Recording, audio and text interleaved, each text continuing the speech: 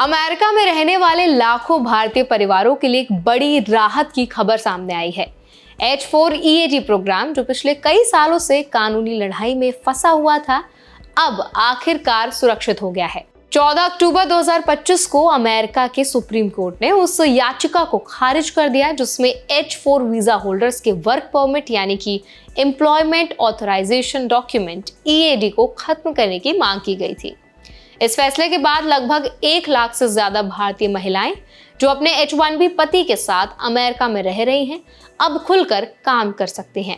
आज की वीडियो में हम बात करेंगे H4 EAD प्रोग्राम की पूरी कहानी कैसी रही है और सुप्रीम कोर्ट के इस फैसले के बाद अब भारतीयों के लिए इसका क्या मतलब है।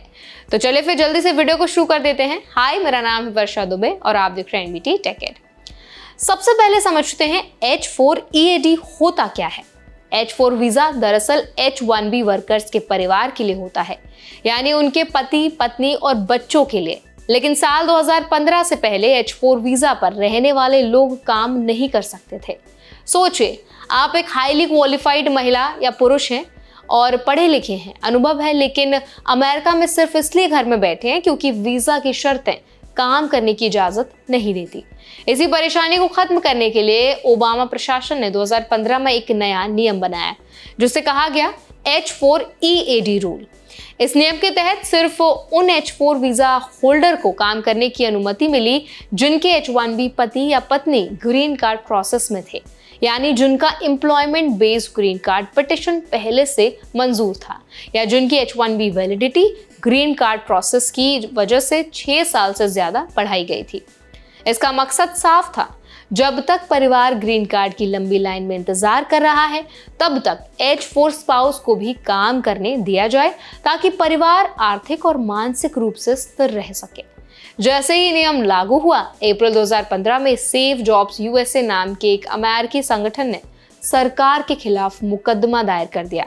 उनका कहना था कि H4 EAD से अमेरिकी नागरिकों की नौकरियां खतरे में पड़ेंगी क्योंकि विदेशी स्पाउस भी अब वर्कफोर्स में आ जाएंगे।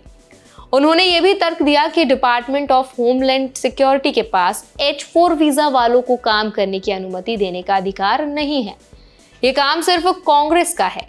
दूसरी ओर DHS और टेक कंपनीज ने कहा कि इस नियम से अमेरिका को फायदा ही होगा क्योंकि इससे स्किल्ड वर्कर्स और उनके परिवार लंबे समय तक अमेरिका में रहना पसंद करेंगे और इसका असर अमेरिकी वर्कफोर्स पर बहुत कम है।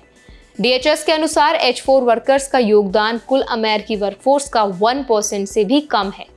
अब बात करते हैं ये फैसला भारतीय परिवारों के लिए क्यों इतना अहम है। अमेरिका में रहने वाले लगभग 90% H4 EAD होल्डर्स भारतीय हैं, खासकर महिलाएं जो अपने H1B पति के साथ वहां रहती हैं। बहुत सी ऐसी महिलाएं हैं जो अपने करियर में पहले से ही काफ़ी अच्छी स्थिति में थी, इंजीनियर, डॉक्टर, रिसर्चर या प्रोफेशनल, लेकिन H4 वीज़ा के कारण उन्हें काम छोड़ना पड़ा। EAD मिलने के बाद ना सिर्फ उन्होंने फिर से काम शुरू किया बल्कि टेक्नोलॉजी, हेल्थ केयर, फाइनेंस और रिसर्च जैसे एरियाज में अहम योगदान भी दिया।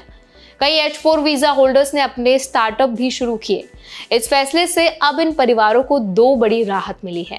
पहली, अब उन्हें हर साल EAD खत्म होने के डर से नहीं जूझना पड़ेगा और दूसरी, इससे उनके ग्रीन कार्ड प्रोसेस में भी स्टेबिलिटी आएगी। अब भारतीयों के लिए जरूरी है समझदारी और तैयारी। अगर आप या आपके परिवार का कोई सदस्य H4 EAD पर काम कर रहा है तो अपने डॉक्यूमेंट्स हमेशा अपडेटेड रखें, अपने EAD रिन्यूअल टाइमलाइन को ध्यान से फॉलो करें और USCIS से किसी भी बदलाव पर नजर रखें। अगर भविष्य में कोई नई पॉलिसी आती है तो तुरंत अपने इमिग्रेशन लॉयर या DSO से सलाह लें।